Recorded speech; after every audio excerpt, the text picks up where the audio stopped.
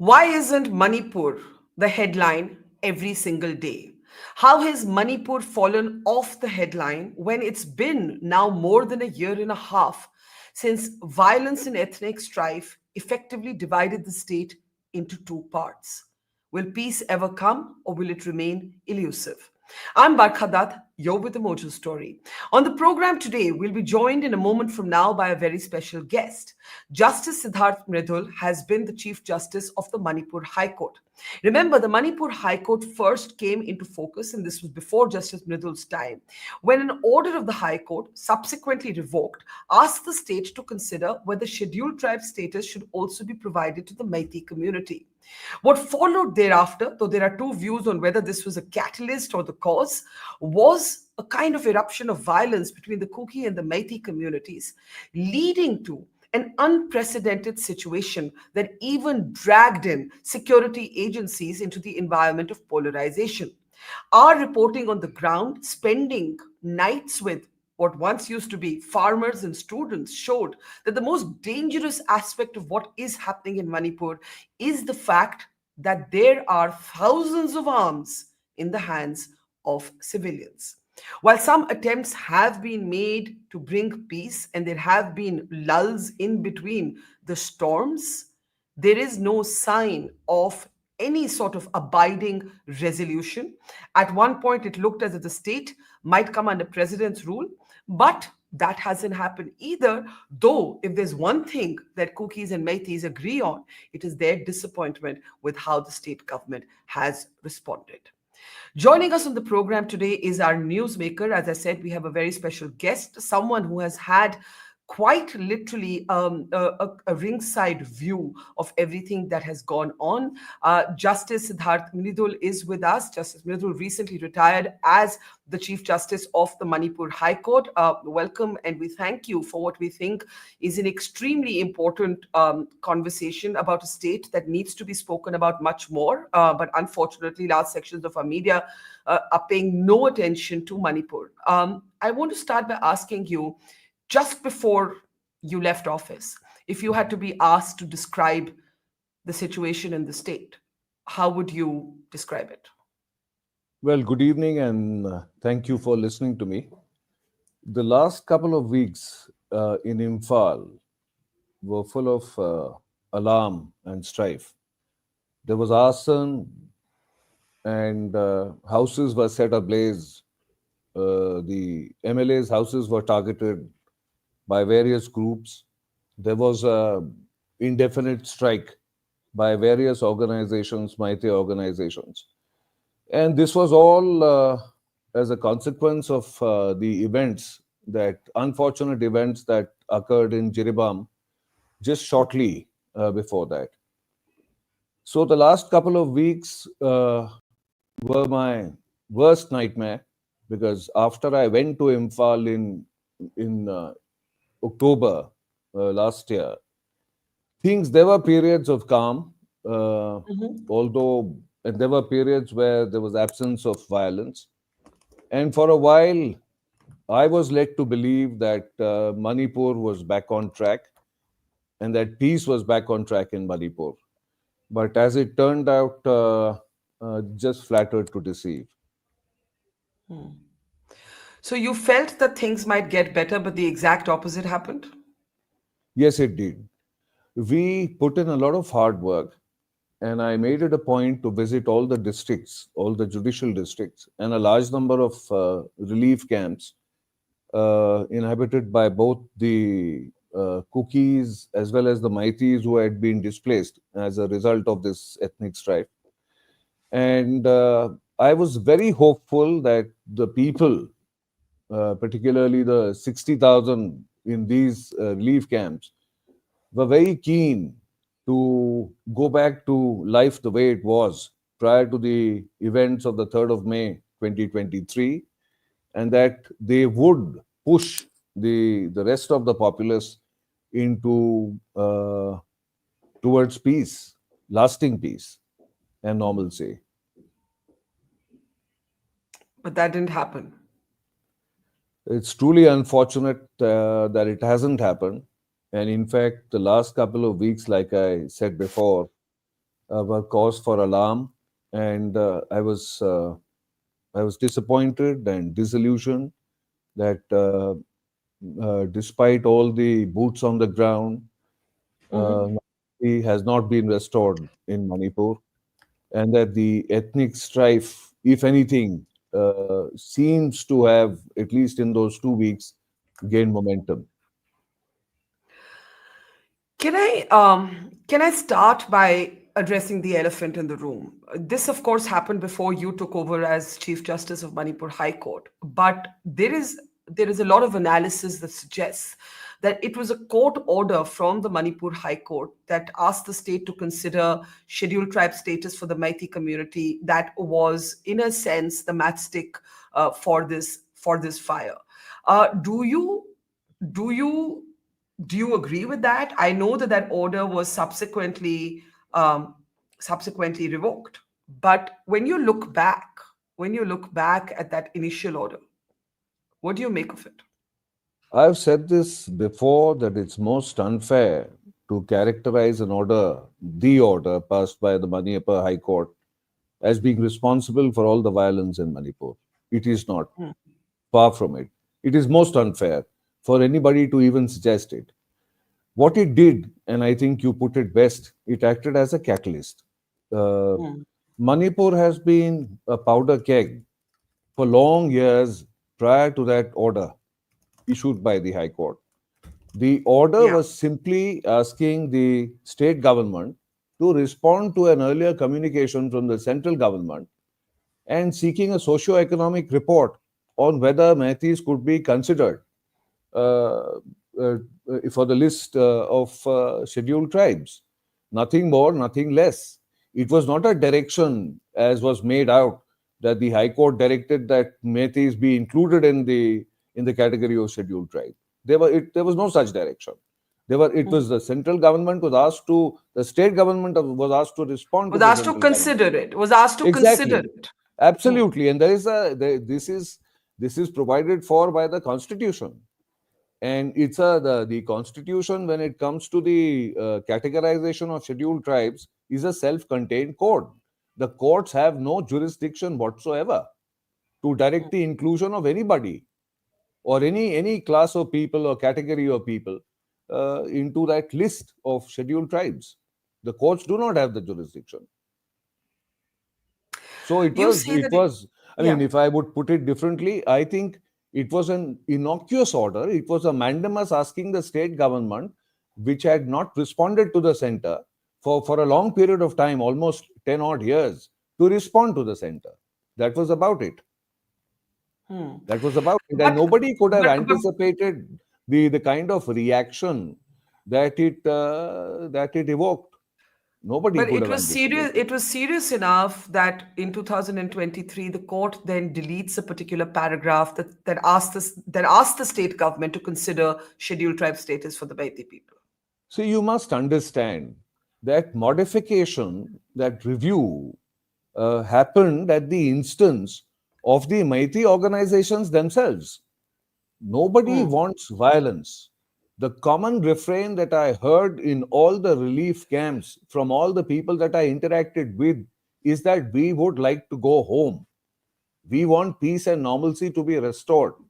Just a Hmm. handful of people, for their own reasons, right, have used this as an opportunity to give rise to a conflagration in Manipur, which has taken so many lives, 258, if I'm not mistaken, Yeah. Yeah. to date. Y- Yeah. When you were still serving as Chief Justice of the High Court, in an interview to the Hindustan Times, you described what you were seeing as unprecedented, but you also expressed displeasure with the state for what you called selective compliance, right? That's what you said to the Hindustan Times. Um, how do you see the role of the state government? Well, the point is that we have both the state government and the central government with boots on the ground in Manipur today. There Mhm. are almost 30,000 paramilitary forces on the ground in Manipur. In addition, apart from the army, the ITBP, and the Manipur police, the fact is that if peace and normalcy has not been restored, and if there are still incidents of extreme violence and deaths, assassinations almost, then the executive is to that extent accountable. They Yeah, are sure. accountable, right? So the fact Of we've course. been, well, while I was there, even towards the end of my tenure, on the penultimate day, we directed the government to make sure that the lives and the property of all the citizens of Manipur was secured. That is the mandate of the constitution and the law. Law and order is within the exclusive domain of the executive, and they must take all necessary steps. And particularly since the presence of the forces is very much there on the ground. Hmm. What did you mean by selective compliance by the state government? Selective compliance was in relation to the judiciary. It was in relation to the judicial infrastructure, the appointment of judicial officers to man the vacant posts. It was in that context. It was not in the context of the law and order situation in Manipur. In relation to the law and order situation, we have all along directed the government to make sure that there are no further incidents of violence and that the citizenry can go about their lives without fearing abduction, extortion, or much worse, death, killing. One of the, in my opinion, the most alarming dimensions to this conflict is how the security personnel have been sucked into a kind of ethnic division. And what I mean is, you see people of the Meitei community targeting the Assam Rifles, and you see conversely the Kuki community targeting the Manipur police. I'm making a broad stroke comment here, but we've seen this on the ground. And we've seen women, Mirapaibis, confronting soldiers, but we've also seen Kuki women not allowing the Manipur police to come into areas. We've also seen police armories looted and weapons in the hands of boys who should be in school and farmers who should be concentrating on their rice fields. As Chief Justice of the Manipur High Court, do you feel the courts should have done more to enforce a disarming of the civilian population? Because how can there be peace when thousands of people have stolen weapons in their hands? I've said this repeatedly, and we've always spoken about, first of all, recovering all the weapons that have been looted. We've also spoken about preventing arms from being smuggled into the country. Right. This is in the omnibus directions given to the government have been to restore law and order, restore peace and calm within the state. And this includes all of the above. It also includes free movement on the highways without being extorted. Yes, but none of this, with respect, Justice, is actually happening. The state remains effectively partitioned, effectively, de facto. If you're from the Meitei community, you can't cross, certain boundary districts outside of Imphal. If you're from the Kuki community, you don't even come back to Imphal to collect a dead body. That is the truth. And there is an effective partition. So when you say it's an omnibus order, I guess that's what I'm trying to push back on. That, do you think there should have been more micro sort of interventions from the court, or do you think that was not the job of the court? No, the job of the court is to remind the government to fulfill its obligation under the law to maintain law and order. The courts cannot overstep their jurisdiction and assume the role of the executive. So we went to the extent possible of reminding them of their obligation to ensure law and order, the upkeep of law and order, to ensure the safety of citizens and to ensure that anybody who took the law into their own hands was dealt with quickly and firmly. It is You not for the said that, courts to run the government. The courts cannot run the fair, government. Yeah. fair. But when you look back at your tenure, is there something you wish, given everything that's happened, given that you were hopeful and then your hope was, as it said, a flattery, to deceive? Those hopes didn't yield the results that you'd hoped for. Do you believe that there's something more you could have done that you regret today? Well, what I regret is not on the judicial uh, front, it's on a personal front. The Hmm. efforts that we made when we visited all these camps was to create an environment congenial, to bring people back together, to mend to mend hearts, so to speak. And for a while, I believe that our constant visits to all the relief camps and our interaction with all the IDPs did push the agenda in that direction. Unfortunately, like I said before, it did not. I mean, we took a step forward, and then we seem to have taken a couple of steps back. Now that you're not, not the serving Chief Justice of the Manipur High Court and can speak more freely, are you surprised that President's rule has not been imposed in the state? Well, let me put it differently. A lot of people are surprised that President's rule has not been imposed for three reasons. The first amongst them is that there is no disarmament, there is no recovery of all the weapons that have been smuggled or snatched. There is no recovery.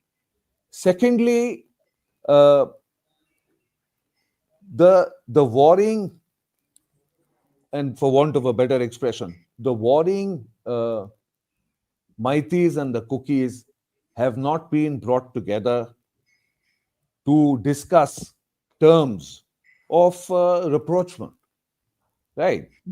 And lastly, the boots on the ground have not been employed, have not been utilized most effectively to make sure that nobody is permitted to take the law into their own hands.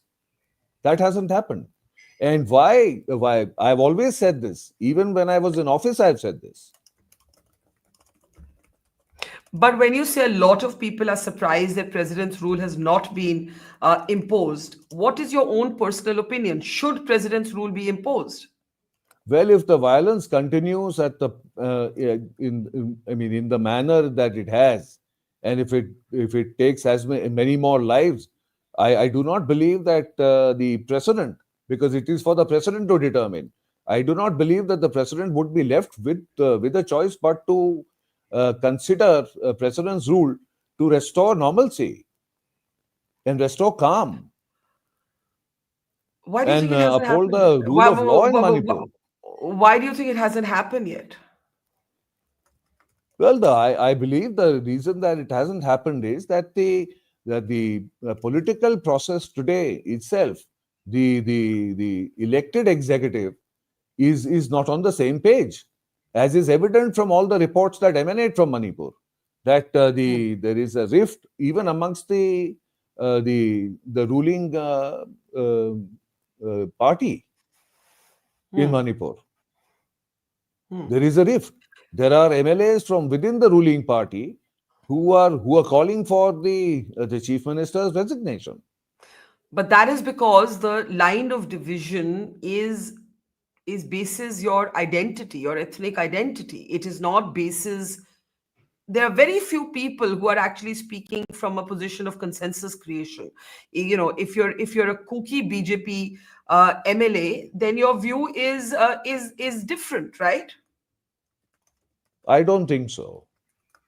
I think there was a time, if I'm not much mistaken, that almost 20 amongst the ruling party MLAs wanted a change at the helm. And it had nothing to do with their ethnic identity. It was across their ethnic identities. There were a large number Hmm. of MLAs from amongst the ruling party who were willing to tender their resignations, if I'm not much mistaken. Hmm. So, when you look at this rift within the ruling party and yet the lack of any concrete decision vis-a-vis Manipur, what does that tell you? No, the point is that the amongst the decisions that could have been taken earlier was to make sure that there were more boots on the ground and that law and order was restored at all costs, which is being done now only after the arson and violence in the aftermath of the unfortunate incidents in Jeribam. You said that you are disappointed and disillusioned. If I can ask you what disappoints and disillusions you the most, what would you say? What disappoints me is that normalcy and bring back peace. And what disillusions me is the fact that the ethnic rift has not been addressed in a manner so as to has not been addressed effectively so as to put an end to all this strife and the hate mongering that is currently going on a regular basis in Manipur. Explain that.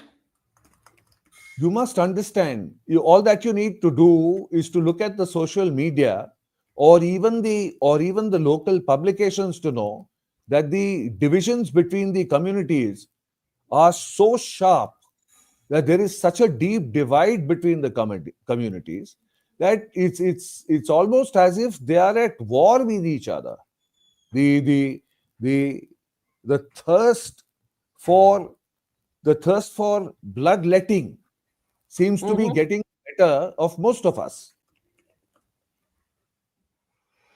Yeah, and in fact, I will tell you, as a journalist reporting Manipur, we get equal amount of hatred and vitriol from our audience, depending on what perspective we're sharing. So if we're sharing a perspective of a Kuki community, the Meiteis will be angry and they'll say you're a Kuki channel. If we share the perspective of and conversely, my point is, who do you blame for this breakdown of communication between two communities?